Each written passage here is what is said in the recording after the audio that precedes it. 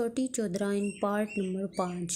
Rafale کے لیے یہ منظر عجیب تھا۔ اس کی ماں کا گندمی رنگت کا چمکدار بدن مکمل ننگا تھا، اس کے باپ کا اوپری جسم ننگا تھا، نیچے سے دھوتی باندھی ہوئی تھی۔ فرید نے بس دھوتی نونی کے آگے سے ہٹائی تھی۔ اسی وجہ سے گاؤں کے لڑکے لڑکیاں جلدی مرد عورت کے تعلق کے بارے میں سب کچھ جان جاتے ہیں۔ آج رافیل نے اپنے باپ اور ماں کو دیکھ لیا تھا، مگر اس نے سوچ لیا کہ اس بارے میں وہ اپنے کسی دوست سے بات نہیں کرے گا، جیسے سب آپس میں کرتے ہیں۔ اور دوسرا چھوٹی چودرائن کا ذکر بیچ میں آیا۔ اسے کچھ سمجھ آئی، کچھ نہ آئی۔ انہی سوچوں میں اسے نیند آ گئی۔ شام ہو رہی تھی جب رافیل کی آنکھ کھلی۔ وہ کمرے سے باہر نکل آیا۔ صحن میں زرکا نے چارپائیاں ڈال رکھی تھیں اور کچے فرش پر پانی سے چھڑکاؤ کر رہی تھی۔ رافیل نے زرکا سے ماں کا پوچھا۔ اس نے بتایا کہ وہ حویلی چلی گئی ہے اور ابا کھیتوں میں گیا ہے چکر لگانے، پھر بھینسوں کا دودھ نکال کر حویلی دے کر آئے گا۔ چودھری صاحب کا بھینسوں کا ملازم چھٹی گیا ہے۔ زرکا نے رافیل کو ساری بات بتائی۔ رافیل نلکے پر آ گیا، منہ دھو کر باہر نکل آیا۔ پیچھے سے زرکا نے آواز دی، جلدی آ جانا، میں گھر میں اکیلی ہوں۔ اماں تو پہلے دیر سے آتی ہے، آج ابا بھی دیر سے آئے گا۔ رافیل نے چلتے ہوئے اچھا کہا۔ گھر سے کچھ فاصلے پر سرکاری اسکول کے میدان میں شام کو بچے کرکٹ، گلی ڈنڈا وغیرہ کھیلتے ہیں۔ رافیل اسکول کی طرف جا رہا تھا۔ کافی سارے بچے واپس گھروں کو جا رہے تھے۔ اس نے ان لڑکوں سے پوچھا کہ گلشن کو دیکھا ہے کہیں؟ ان میں سے ایک لڑکے نے بتایا کہ وہ پیچھے آ رہا ہے۔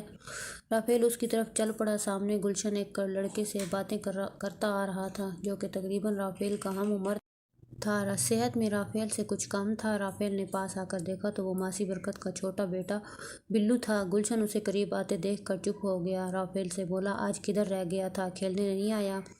گلشن رافیل سے تقریباً 2-3 سال بڑا تھا، یعنی 12 یا 13 سال کا تھا، مگر قد و قامت سے زیادہ لگتا تھا جیسے کہ گاؤں کے لڑکے لگتے ہیں۔ وہ بہت تیز اور باخبر لڑکا تھا اور رافیل کا یار تھا۔ گلشن نے ماسی برکت کے بیٹے بلو کو کہا، جو میں نے سمجھایا سمجھ گیا ہے؟ بلو نے ہاں میں سر ہلایا تو گلشن نے اسے کہا کہ پھر ٹھیک، تو جا، کل ملیں گے۔ بلو سر ہلا کر چلا گیا۔ اس کے جاتے ہی رافیل بولا، کیا فلم چلا رہا ہے تو میرے بغیر؟ گلشن اس کے کندھے سے ہاتھ گزار کر گلے میں ڈال کر بولا، اپنے یار کے بنا کچھ نہیں کرتا میں، چل آ گھر چلیں۔ پہلے بات بتا، بلو سے کیا بات کر رہا تھا؟ گلشن وہی کھیت کی پگڈنڈی پر بیٹھ گیا اور رافیل سے بولا، نیچے بیٹھ بتاتا ہوں۔ وہ بھی بیٹھ گیا۔ گلشن بولا، ماسی برکت کی بیٹی شادو میکی آئی ہوئی ہے، مجھے دیکھ کر کل مسکرا رہی تھی اور اشارے کر رہی تھی کھیتوں سے چار لاتے ہوئے، ساتھ میں بلو بھی تھا۔ میں نے آج اسے پکڑ لیا، اسے وعدہ کیا ہے کہ سائیکل چلانا سکھاؤں گا۔ شادو کو میرا سلام کہنا اور کسی سے کچھ نہیں کہنا ورنہ تیری مار دوں گا۔ اس نے وعدہ کیا ہے کہ سلام دے گا اور کسی کو کچھ بتائے گا بھی نہیں، کیونکہ اسے سائیکل چلانے کا بہت شوق ہے۔ رافیل بولا، پر سائیکل تو تیرا ابا لے کر جاتا ہے پھیری لگانے کے لیے، ابا شام کو آ جاتا ہے اور میں سائیکل اسے اسکول والے میدان میں سکھا دوں گا۔ اگر اس نے شادو کو پیغام دے کر اس کا جواب بھی دیا تو رافیل بولا، ٹھیک ہے۔ ماسی برکت خود 40 سالہ بیوہ عورت تھی جو کہ چودھری صاحب کے گھر میں کام کرتی ہے اور پیشہ ور دائی بھی تھی۔ اس کی ایک 25 سالہ جوان شادی شدہ بیٹی ہے۔ دوسرا بیٹا کاشف ہے، تقریباً 20 سال کا ہے۔ اس کی شادی اپنی بہن کی نند نسرین سے ہوئی ہے، وٹا سٹا رواج کے مطابق۔ اس کی بیوی اس کی بہن سے بھی بڑی ہے، تقریباً 28 سال کی لڑکی ہے، اور شادو کا گھر والا تقریباً 35 سالہ بندہ ہے جو کہ راج مستری ہے۔ رافیل، عذرا پر نظر رکھنی ہے، یہ تو بڑی چھپی رستم نکلی۔ رافیل بولا، اب نظر میں بات آ گئی، اب نہیں بچ سکتی۔ گلشن بولا، آ گھر چلیں، کل سکول میں بات کریں گے۔ دونوں گھروں کی طرف چل پڑے۔ رافیل گھر آ گیا۔ ابھی تک اس کا باپ گھر نہیں آیا تھا اور نہ ہی اس کی ماں آئی تھی۔ گھر میں صرف اس کی بہن زرکا تھی جو کہ چارپائی پر لیٹی ہوئی تھی۔ زرکا نے اسے دیکھا تو بولی، رافیل حویلی چلا جا، اماں سے اپنی اور میری روٹی لے آ، بہت بھوک لگی ہے، اماں کو بھی دیر ہو گئی ہے، شاید کوئی مہمان آ گئے ہوں چودھری صاحب کے۔ رافیل بولا، اچھا میں جاتا ہوں۔ وہ حویلی آ گیا۔ وہاں کافی گہما گہمی تھی۔ قریب جا کر پتہ چلا کہ چودھری عرفان کا چھوٹا بھائی چودھری ریاست ملنے آیا ہوا ہے اپنی فیملی کے ساتھ۔ چودھری ریاست اپنے بڑے بھائی چودھری عرفان سے 10 سال چھوٹا تھا، 40 سال کا خوب رو تھا۔ اس کی بیوی تقریباً 35 سالہ خوبصورت اور انتہائی جاذب نظر خاتون تھی۔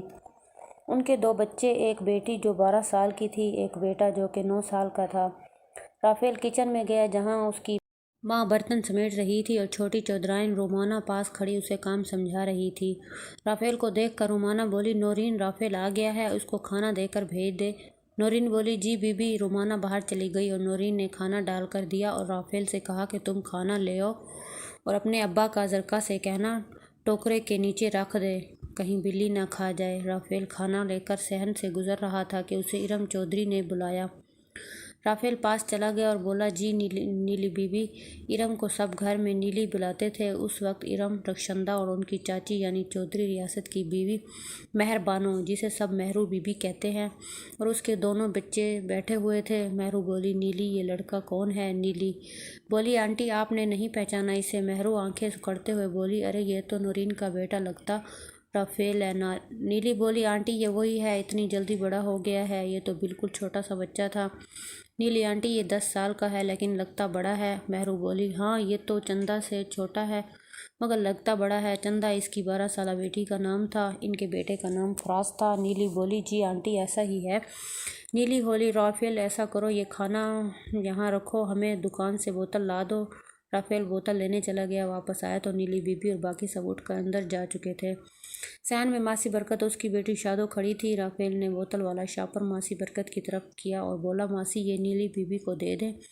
ماسی برکت نے شادو سے کہا، یہ رافیل سے پکڑ لے اور اندر نیلی بی بی کو دے آ۔ شادو نے ہاتھ آگے کر کے شاپر رافیل کے ہاتھ سے پکڑا تو دونوں کے ہاتھ آپس میں ٹکرائے۔ شادو کا تو پتہ نہیں مگر رافیل کے اندر تک کرنٹ دوڑ گیا۔ رافیل اپنی روٹی وہاں سے اٹھا کر حویلی سے سیدھا گھر آیا۔ زرکا جاگ رہی تھی۔ زرکا نے کہا، اتنی دیر کر دی کھانا لانے میں؟ رافیل بولا، ہاں چودھری صاحب کے گھر مہمان تھے، پھر نیلی بی بی نے دکان پر بھیجا، واپس آ کر ادھر آ گیا، کھانا پکڑ کر مجھے بھی دے دو، خود بھی کھا لو اور ابا کا کھانا ٹوکرے کے نیچے رکھ دے۔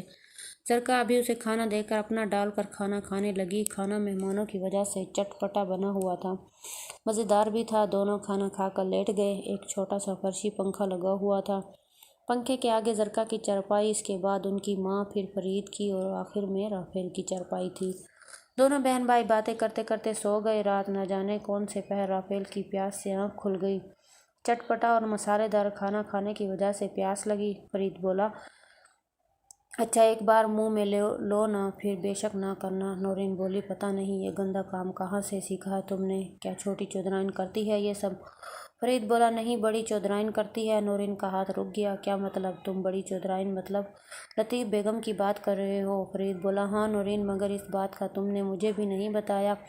فرید بولا، بتاؤں گا، ابھی تم کام کرو، مزہ خراب نہ کرو۔ نورین بولی، ابھی نہیں، ابھی بتاؤ جھنجھلاہٹ سے۔ فرید بولا، کہا نا بعد میں بتاتا ہوں، ابھی جو کر رہی ہو وہ کرو۔ نورین نے ایک بار لالی پاپ منہ میں ڈالا اور اس کو چوس کر باہر نکال دیا، پھر چارپائی پر لیٹ گئی۔